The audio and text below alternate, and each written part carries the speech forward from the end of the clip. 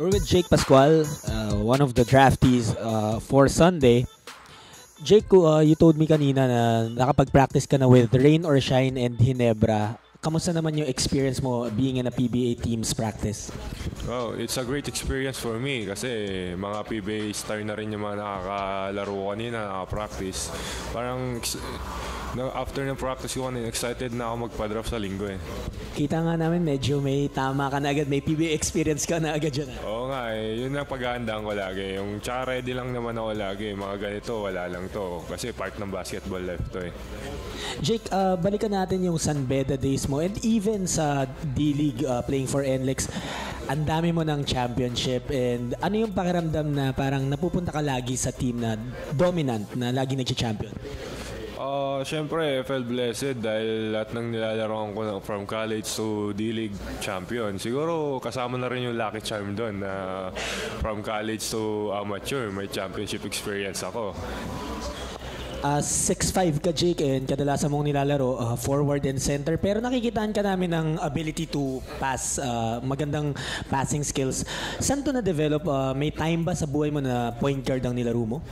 Wala naman, pero I want to improve my talent eh. Kumbaga, huwag ka mag-stick sa isang talent mo lang. Kumbaga, dapat spread ka. Now, I'm working on my shooting and dribbling tsaka sa sprinting tsaka para maging mabilis. Para pwede ako maglaro by spot ng 3. Small forward or forward lang, di ba? Hindi lang ako mag-stick sa power forward.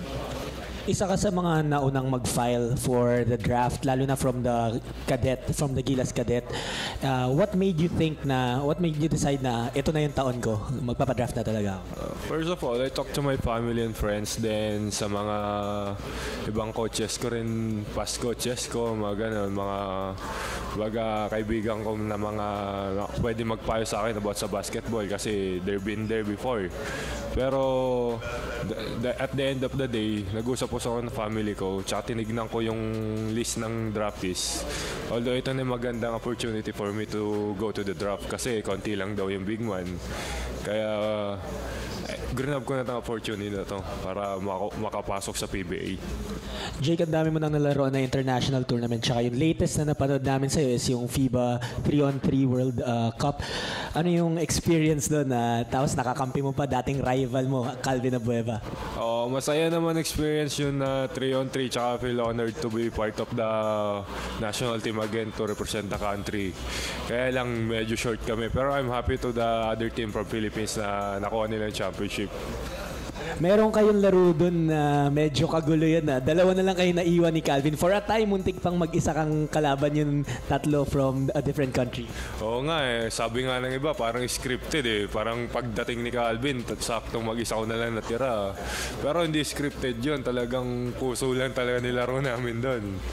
Jake, from that tournament tsaka sa lahat naman nilaruan mong international tournaments, marami ka nang nabantayan na centers na sobrang mas malaki sa'yo. And in the PBA, malamang sa hindi, ganun ulit mangyayari. Ano bang nagiging secret mo para pag-match up sa much bigger opponents? Although, ang ginagawa ko, first, kung may makakalaban ako bigger opponents sa akin, tinatanong ko muna mga coaches ko kung paano ko siya tatapatan, kung anong scout sa kanya.